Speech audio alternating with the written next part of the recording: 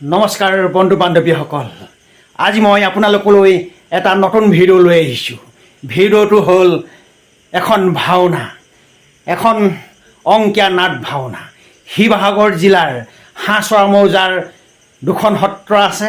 এখন হ'ল কাঠপাৰ সত্ৰ আৰু আন এখন হ'ল মৈৰামৰা সত্ৰ। আৰু এই মৈৰামৰা সত্ৰই মই বাসিন্দা। আৰু এই মৈৰামৰা সত্ৰৰ বৰ নামঘৰত এই অংকীয়া নাট ভাওনাখন হ'ব। আৰু এই অংকীয়া নাট ভাওনাখন হ'ল দুবাষাৰ অন্নভোজন আৰু খটাখুৰ বধ। আৰু এই ভাওনা, এই অংকীয়া নাট ভাওনা মহাপুৰুষ শ্ৰীমন্ত শংকৰদেৱ গুৰুজনাই পোনপ্ৰথমেই অসমত প্ৰচলন কৰিছিল। আৰু মহাপুৰুষ শ্ৰীমন্ত শংকৰদেৱে মানুহক ভক্তি ৰসত উদ্বুদ্ধ কৰিবলৈ বিভিন্ন সাহিত্য ৰচনা কৰাৰ লগতে এই অংকীয়া নাটো ৰচনা কৰিছিল। আৰু এই অংকীয়া নাট ভাও বা অভিনয়ৰ জৰিয়তে মানুহৰ মাজত উত্থাপন কৰিছিল। আৰু কালক্ৰমত এই ভাওনাৰে অসমীয়া সমাজ জীৱনত এৰিব নোৱাৰা অংশ হৈ পৰিল। এতিয়া মই নামঘৰলৈ যাব ওলাইছোঁ। আৰু এই ভিডিঅ'টো মই ঘৰৰ পৰাই কণ্টিনিউ কৰিছোঁ। আৰু নামঘৰত গৈ মই এই ভাওনাৰ কিছু দৃশ্য অংশাৱলী আপোনালোকক দেখাবলৈ মই চেষ্টা কৰিম। ব'লক তেন্তে নামঘৰলৈকে যাওঁ। মই এই ভাওনাস্থলীত আহি পালোঁহি। আৰু ভাওনাস্থলীত আহিয়ে মোৰ ভাতৃ প্ৰতিম বন্ধু অভিজিত দত্তক লগ পালোঁ। এয়া অভিজিত দত্ত। আৰু এওঁৱে মোক আজি এই ভাওনাৰ শিল্পীসকলক চিনাকি কৰাই দিব। এয়াই হ'ল মোৰ শ্ৰদ্ধাৰ পৰাগ দত্ত। আৰু এওঁৱে এই ভাওনাখন পৰিচালনাৰ দায়িত্বত আছে। আৰু এওঁ আমাৰ যি হাঁহচৰাৰ মৌজাৰ কোনো এখন গাঁও বাকী নাই তেওঁ এই ভাওনা নকৰা। তেওঁ এজন ভাওনা শিল্পী। আৰু এই আমাৰ হাঁহচৰা মৌজাৰ যিমান গাঁও আছে এই প্ৰতিখন গাঁৱতে তেওঁ ভাওনা, সেইখন গাঁৱৰ ল'ৰা ছোৱালীক উলিয়াই নি ভাওনা শিকাই মেলি আৰু ভাওনা পৰিচালনা কৰি ভাওনা শেষ কৰা পৰ্যন্ত প্ৰতিখন গাঁৱতে তেওঁ অৱদান আছে। আৰু এইজন মহান ব্যক্তিক মই তেখেতৰ বিষয়ে ব্যাখ্যা কৰিবলৈ মোৰ কোনো শক্তি নাই। সেয়েহে মই তেখেতলৈ মোৰ ইউটিউব চেনেল লকীহনিৰ তৰফৰ পৰা আন্তৰিক শ্ৰদ্ধা জ্ঞাপন কৰিছোঁ। নমস্কাৰ। লক্ষী বাইদেউ আমাৰ খুব মৰমৰ, আমাৰ গাঁৱৰ হয় মোৰ নিজৰ ককাইদেউ লেখীয়া। আৰু তেখেতে খুব অভিনয় জগতৰ লগত খুব জড়িত। আৰু প্ৰত্যেকটো দিশত তেওঁ খুব অনুৰাগী। হয়তো আজি আমাৰ এই হাঁহচৰা অঞ্চলত যিমানবিলাক আমাৰ আজি অনুষ্ঠান প্ৰতিষ্ঠান হৈছে, যিমানবিলাক বিহু হৈছে, কিবা নামঘৰৰ প্ৰতিষ্ঠান মানে দিহানাম হৈছে, ক'ৰবাত কিবা ভাওনা হৈছে, ক'ৰবাত কিবা জেং বিহু হৈছে, সকলো ক্ষেত্ৰত তেওঁ খুব আগ্ৰণী। আৰু তেখেতক খুব ভাল লাগে আমাৰ। আৰু সেইবাবে তেখেতৰ এই জয় যাত্ৰাত সদায় সফল হওক। আৰু তেখেতক আমি গুণগান গাবই লাগিব। আৰু সদায় তেওঁ জীৱিত হওক আমাৰ বাবে, আমাৰ শিল্পীসকলৰ বাবে। এই আমি মৰম চেনেহ বিচাৰিছোঁ তেখেতৰ পৰা। আৰু এই কৈ মোৰ ককাইদেউৰ লগত একাপি মই চেল্ফি ফটো লৈছোঁ।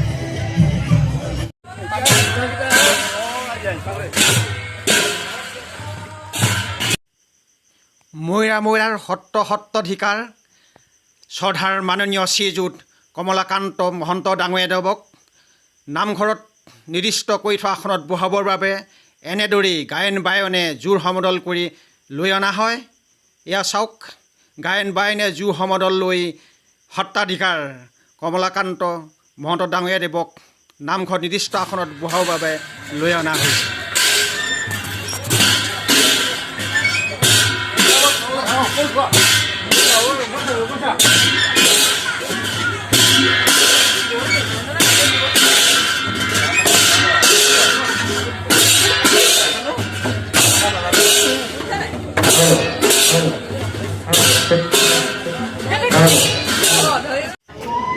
এয়াই হ'ল হাঁহচৰা হৰ্ষধ্বনি গায়ন বায়ন দল।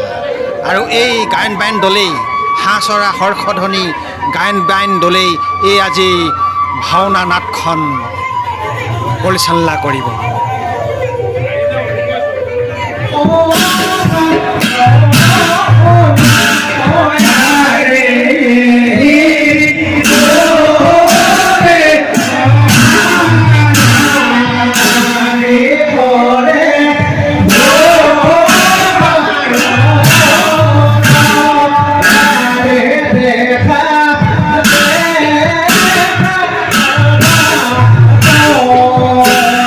Krishna,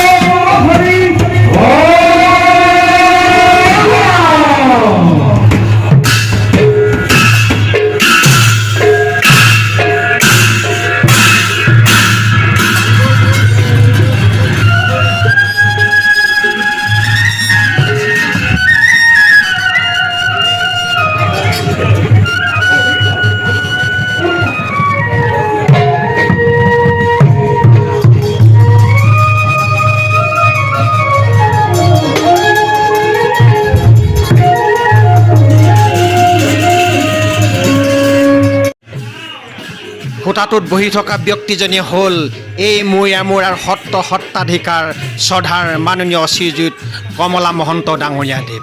আৰু এই কমলা মহন্ত ডাঙৰীয়াদেৱৰ সন্মুখতেই এখন শৰাই আৰু এটা ভোগজৰা ৰখা হৈছে। কৈলাশ দত্ত যুদ্ধধন ভাও।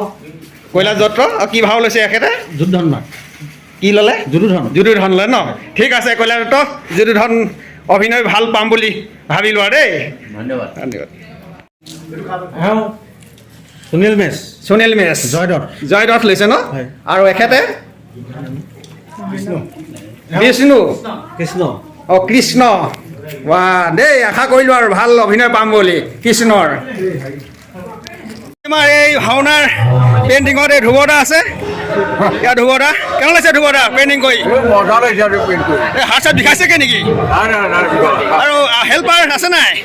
এইসকল এইজন আৰু এওঁ আৰু ঠিকে আছে তেল দেই, লাগক আৰু ভাল ধৰণে। এইকেইজনীয়ে হ'ল পাঁচ পাণ্ডৱ, ভীম, অৰ্জুন, নকুল, আৰু এইফালে হ'ল যুধিষ্ঠি আৰু এই সহদেৱ। এয়া প্ৰণৱ বৰুৱা, এওঁ মিউজিক ছিষ্টেমত আছে। এই আমাৰ এই অঞ্চলৰ এওঁ মিউজিক ছিষ্টেমৰ টপ 1ত আছে এই প্ৰণৱ বৰুৱা। আমাৰ এই লাইট ছেটিঙত আছে ৰাহুল চুতীয়া। এওঁৱে আজি ভাওনাখনৰ লাইট ছেটিঙত তেওঁ লাইটৰ পোহৰ ব্যৱস্থা কৰিছে। এওঁৱে এই ৰাহুল চুতীয়া, মোৰ ভাতৃ বন্ধু। ধন্যবাদ। দ্ৰৌপদী। অঁ হয়, আপোনাৰ নাম? নমস্কাৰ, মানে সুভাষ শইকীয়া। অঁ ঠিক আছে, অভিনয় ভাল পাম বুলি ভাবিলোঁ দেই, আশা কৰিলোঁ, আশাবাদী আৰু দেই।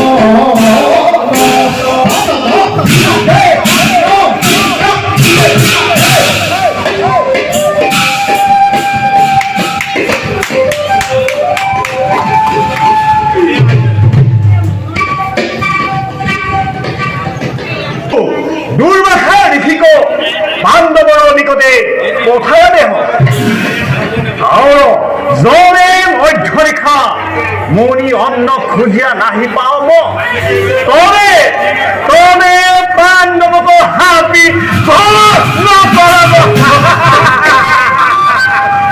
আহে মহাবিত্ত হামু হামু দুভাগ্য নিস্তেগ হন্নু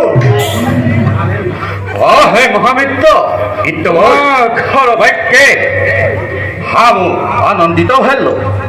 এখনই অন্তেখাপুরে যাত্রা করো চল। Oh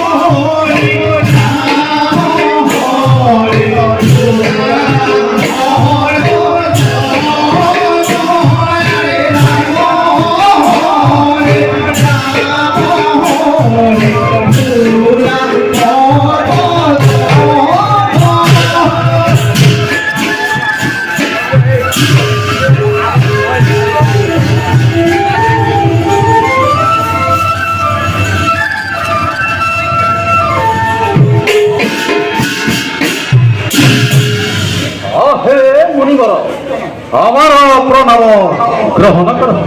জীব জীব চিরঞ্জীব পুত্র বান্ধবেন আর হে মহারাজ তু আমার তো কি নির্দেশ করলি প্রকাশিত মূর এক নিবেদন রাখা মহাশয় পাণ্ডৱৰ নিমিত্তে মূৰ সৰ্বদা সংশয় অল্প দূৰে আছে গয়া পাণ্ডুৰত নয় শিষ্য হব লয়া তুমি চলাহা হিতা আহে ঋষি ৰাজ